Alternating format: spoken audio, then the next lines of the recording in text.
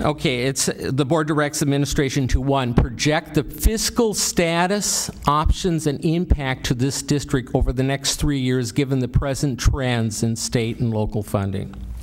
The difference between the previous number one and this number one is that to some degree we already know the answer of number one given the, or part of the answer to number one given the fact that we've already been told that we can't do it legally anyway. But what we have not done is given the story or the narrative to what this district is going to look like in 3 years.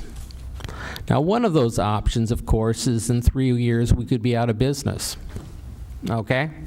Another option could be that we will have to raise taxes over a 3-year period, 30%. a certain degree, 30% or whatever. Or that if we keep the, one of our options is to have a zero budget increase, we will have to close 27 schools. I'm just throwing out numbers.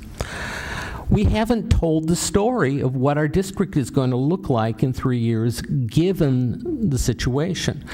And I think that's what we have to do. We have to get that, we have to say to the administration, give us what the narrative would look like. Now, I understand that the administration, there's a certain degree of guesswork in here.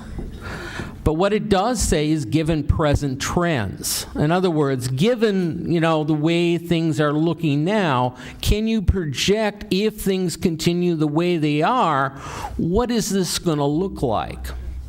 And I think we need to do that for the public, so the public understands what is going to be the impact of the funding flaw and everything else.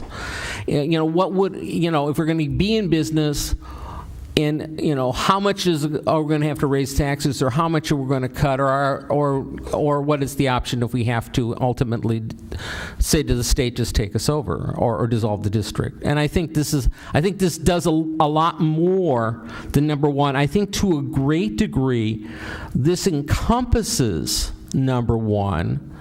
And I think the administration can do number one as it was originally written to some degree, given the fact that it does ask for options.